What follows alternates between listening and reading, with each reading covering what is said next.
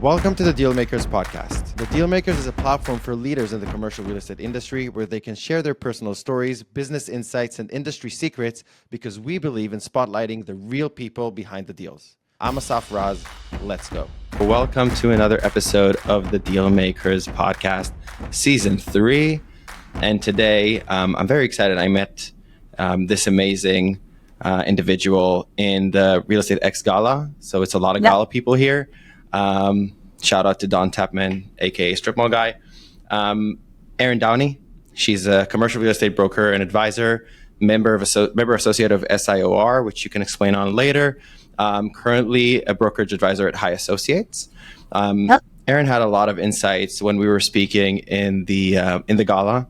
So I wanted to take this opportunity to have a conversation. Erin, thank you so much for joining the podcast. Please take it away. Tell us a little bit about yourself and we'll take it from there. Yeah, thank you so much for having me. I'm excited to be here and get to chat with you guys. So it was wonderful getting to speak with you at the gala and meeting you. And, you know, there were so many inspirational people there. It was just, that was definitely the event of a lifetime to attend. So, happy for all the new connections I made there and leading me here. So, I got started in real estate a little late in my career. So I formerly was an analyst for a Medicare company. And then prior to that, I worked in municipal government in codes and zoning. And those two things mixed really gave me a great foundation for starting my real estate career. In the area, I live in Harrisburg, Pennsylvania area. So I moved here right after high school practically. So I've only been here now for about 20 years, which is at least long enough to understand the market, know what's going on and where everything's located, all those important parts of real estate, right? But,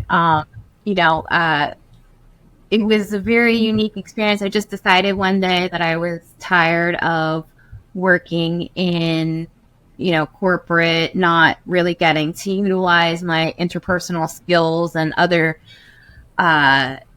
knowledge I had gathered over the years in an effective manner, in my opinion. And I decided I was going to get into real estate to take a different turn in my career and have a little more flexibility and say in where I wanted to direct my energies.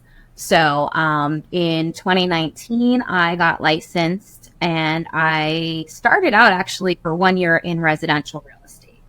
And very different than what you're doing today, to say the least. If anybody doesn't know, there's a big difference between commercial and residential. Oh my gosh, it's huge. And honestly, I did 1 year and I kind of hated it. I was like, not what I expected. It was very emotional. People, this is the biggest purchase of their lives. And there's a lot of emotion wrapped up in every single decision that's made, which while I think there is the management of emotions on the commercial side, it's nowhere near what it is in residential. Yeah, it's much more, and we'll deep dive into this, like the difference between them, because I like that shift that you've made. There is obviously a lot of emotions when you do commercial real estate, but it's strictly business first, and it's not. Correct. It's like you're not buying your house. So, but we're going to deep dive into that difference also.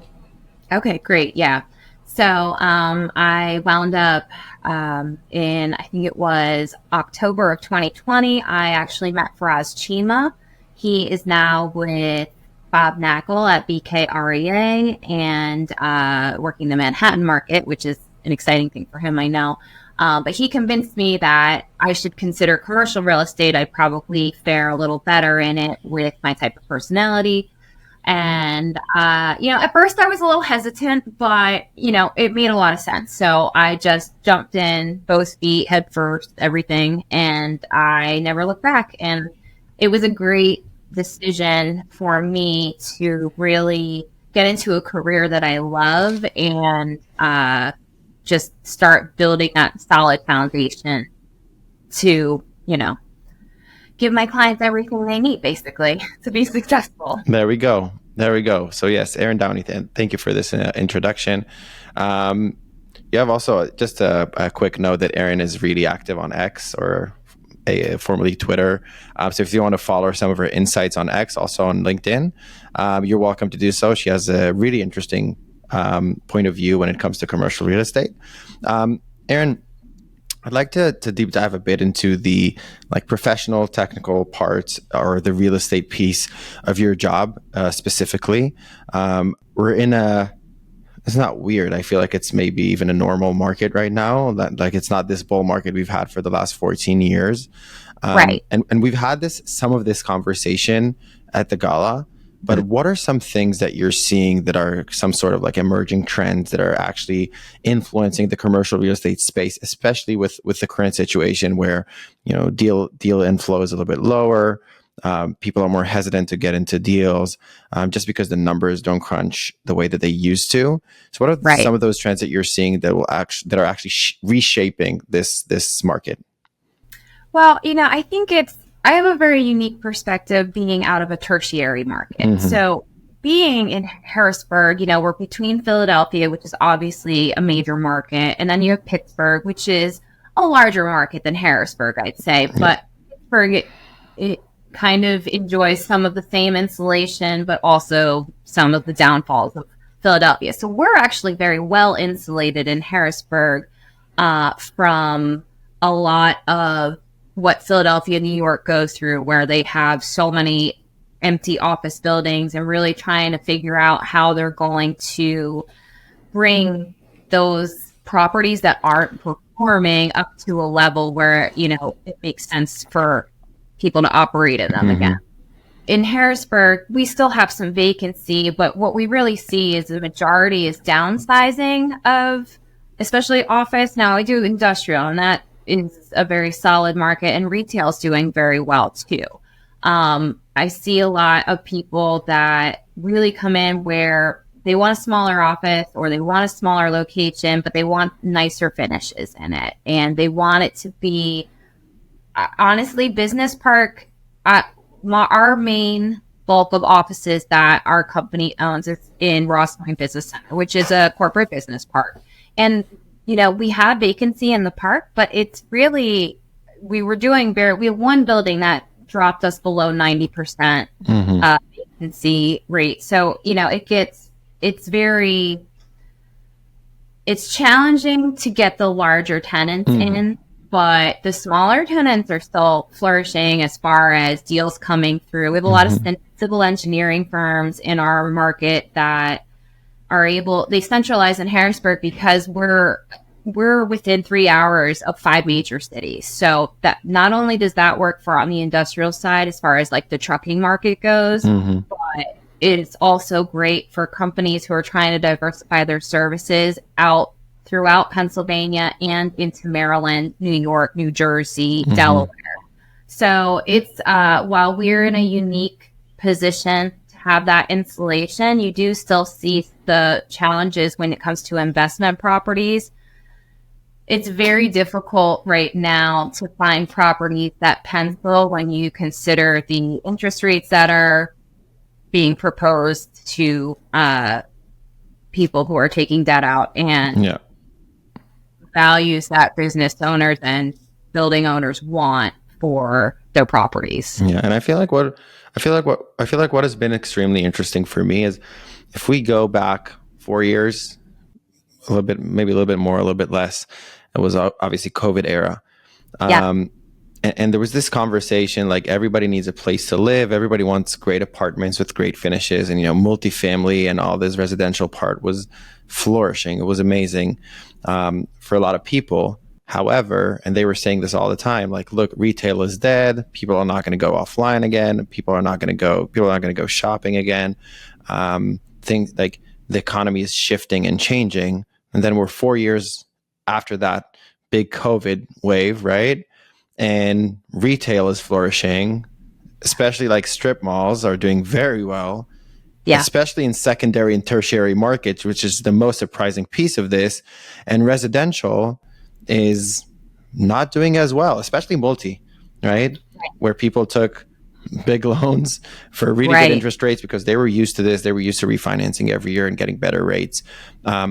that shift was incredible for me. How did you feel that shift? Like, how did that influence your business and what you've been done? And let's connect it to that residential piece that you've been part of until you made that change. Yeah, so I'll be honest with you. I actually tend to normally shy away from multifamily properties. It almost hits too close to home to me working in residential. So I usually bring one of my partners in from High Associates that doesn't have the aversion to it that I do. Yesterday, I had to take clients on a tour through 2 multifamily properties, and you have tenants that are there. They're in the space. You're kind of working around them. And, like you said, what they were borrowing at to get those multifamily properties now, and why you see such an influx of them on the market now, so they can't afford that 100%. refi, right? So, they're coming on the market very frequently, but again, with what you have to borrow at, unless you have companies that are constantly doing this type of work, you wind up with a lot of properties that maybe didn't have any capital, CapEx put into it. So now the building's falling apart. It needs a new roof. It needs HVAC, and you want, to sell it at a decent price. Okay, well, that doesn't line up for anybody. So I find it very challenging. And, I don't think a lot of people went into it thinking that it's passive income. Okay, it's not passive income unless you have a property management team where you really can be hands off. Like first time investors, you're going to put so much sweat equity in unless you have the money to continuously hire someone else to do it, which is great. You can, but it's not as passive as people think. You're going to have hands-on experience, tenants calling you, and it's pretty brutal. And I think a lot of people had a rude awakening to that as well. Now, in the flip side, retail, right? We thought it was going to be everybody just orders from home, and we're not bothered. We don't have time to go to the store. And what people have really found is that, we really utilize shopping outside of the home as in multiple ways, right? To go with friends, to meet up with other people, to find things that, it's just a window shop. People like window shopping, right? Like they're like, I might not need anything, but I'm bored. I'm going to go walk around Target and see what's there, right? So 100%. More of those little retail establishments coming in. What I've noticed in my area, we have a ton of little boutiques all through Camp Hill and Mechanicsburg opening up, a lot of them in your Class A newer shopping centers. And people love that. And these shopping centers do very well. So I completely concur with you on the fact that the shopping centers, the strip malls, people want them. And they sell at a reasonable price in my area. So they are snatched up almost instantly. That's crazy. Such a switch of trends. It just shows you how real estate is. There's a lot of fluctuation when it comes to real estate. Nothing is ever secure, and it's not guaranteed that you'll always make. You need to realize that too, because right before the pandemic, everybody's like, "Oh, office is the best. You should own an office building. You're always going to have rent. You're always going to have good quality tenants." And you saw what happens. Nothing is safe from the ebb and flow of time, and who knows what's going to happen. Exactly. Not another pandemic, but hopefully not. Around the corner. Hopefully not. Yeah, but that's really interesting. I've been looking into this for so long. I've been trying to understand how these things work, and sometimes they just do, right? Yeah. For example, I'll give you an example. When my wife wants to buy something, right, we'll go to Target, or we'll go to Best Buy, or we'll go to Walmart, right? Or we'll go to Costco, because we value touching and feeling things that we want to buy. Right. So I think that's been really influential and really changed the minds of people in terms of how the trend goes. Great. So if any of you don't know, when we were supposed to, when Agora decided to sponsor the gala, we had 2 extra tickets to give out. And we did this whole thing that people on social media are going to reach out and say, "Hey, this is why I want this ticket."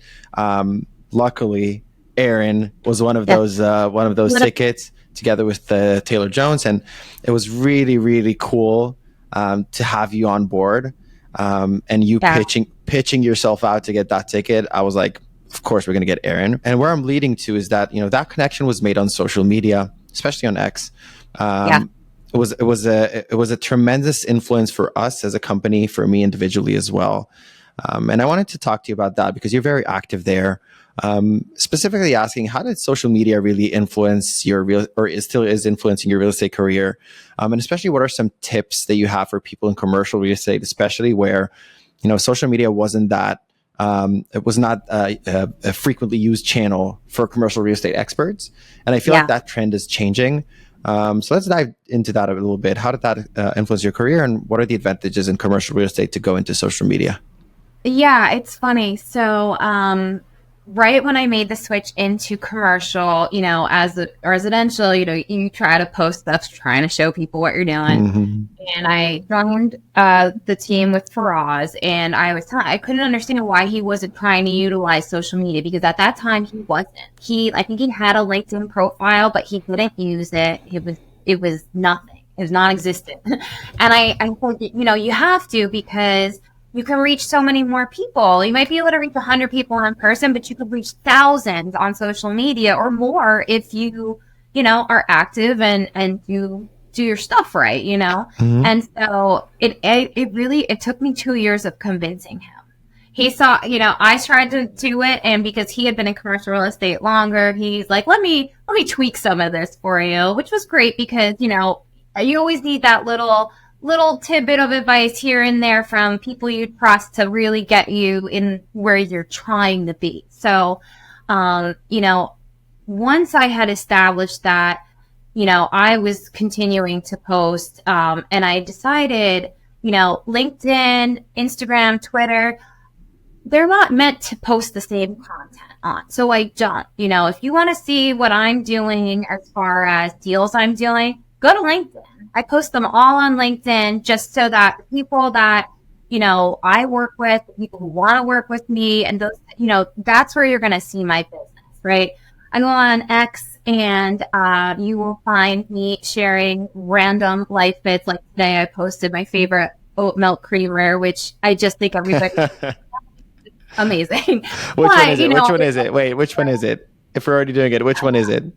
It's Elmer's or Elmerson, or it's very good. It's only got 3 ingredients, so very super cool, very all natural. But then I also do, oh my gosh, I just saw this posted today, and can you believe that with this income they want this price? And I try not to do too much of that because it's usually more of a frustration, but I hate to say it. You post a frustration, that's what everybody's going to pick up on X, and that's what's going to go viral. So occasionally I'll throw a little non-aggressive, I try to be non-aggressive, and then, I try to use Instagram for like when I'm going to events, for like I said, you said, I was an SIOR member associate and CCIM. So if I'm attending those events, X Gala, I'm going to put it on Instagram. I might occasionally throw it on LinkedIn and X if I think that it warrants, or I really like the photo. But, I like to give my audience a chance to decide what content they like seeing best from me, and they can find it, there. I know people take their content and post the same stuff everywhere, which is fine if that works for them. I just, I like to keep it fresh on all the different platforms. That's super cool. And, I've met Faraz obviously also at the event. He's been going very strong also on X. So I really like the direction as well. I think also, I can see his LinkedIn right now. It's like about 13K by now, which is amazing. Yeah. It's actually like 3,000 more than the last time I watched his LinkedIn account. Yeah. And I think this is also a change of, this realization of commercial real estate. It used to be a very traditional market. People didn't want to talk about a lot. It was all behind the scene because it was like there were investors involved and there were like other companies involved. There's different interests, and people were used to playing with their Rolodex to find the right person to call. You had those broker relationships and whatever. And then all of a sudden there's this shift. And I don't know if you remember, There was a guy there, Jeff Blau from related companies, Yes. and all of a sudden you realize that these people, they're extremely powerful. They have a lot of money invested into real estate, a lot of different interests within this space, and they're lurking on social media, Yes. right, after people Yep. like us, which is very interesting. And I feel like this is a shift that we're going to continuously see as generations change within the real estate space, within the broker space, investment space, property space, right? So I think that's a really cool trend. I would definitely lean into social media. Definitely follow Erin. Definitely follow Faraz. Definitely follow Sirpmal Guy, and definitely follow Aviva Sonnenrich, which is also pretty amazing. She's doing pretty amazing things.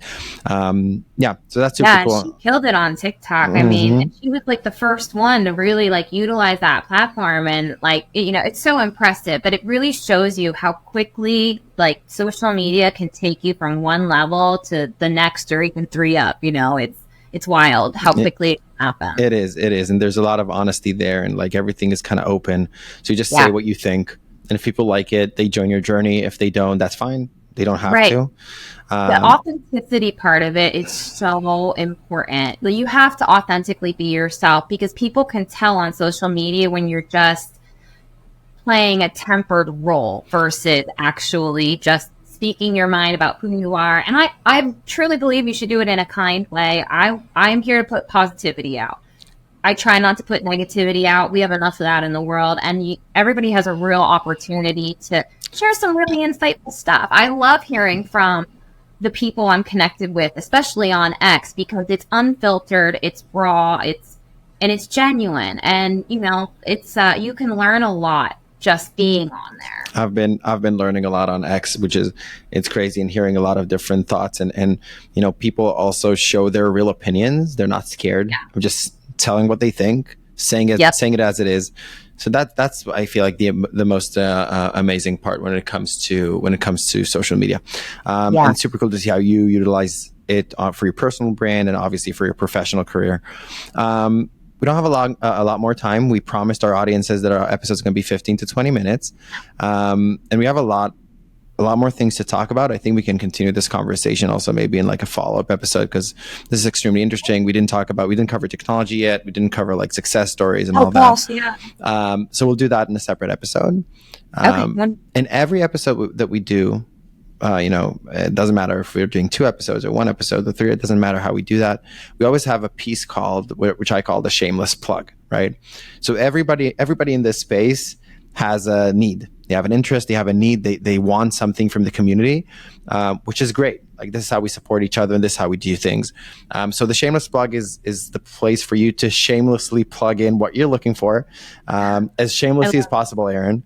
What are you doing today? What are you looking for? How can the community help you? We've had great connections happen through this podcast, and definitely people reach out after the episode comes out. Here's your time for your Shameless Plug. Take it away. That's great. Thank you. I appreciate that. So being in a tertiary market, I am a generalist. So I do mainly focus on industrial and office, but I have a solid amount of retail clients as well. So, I'm looking for anybody who's trying to maybe move their business into Pennsylvania or open secondary locations, whether that's industrial or office or flex. I do it all. Yesterday I just got a listing. So today I will be working on prepping that marketing for it. It's a medical office building up in Mount Carmel. So if anybody needs any central PA properties or is looking to get rid of property here, please give me a call. There we go. Amazing, Erin. Thank you. And again, thank you again for sharing your insights. And, it's truly enlightening to see your perspective on the market, and how you do things and your usage of social media. We've had that discussion. To our listeners, thank you for tuning in to another episode of the Dealmakers Podcast. I hope you enjoyed it. And be sure to subscribe so you never miss out another conversation like this one with Erin. If you have any suggestion for future guests or topics, or if you'd like to be a guest yourself, please reach out to Agora via our website or social media channels. Stay tuned for more exciting episodes as we continue to explore the stories behind the deals and the people making them happen. Thank you so much. Have a great day.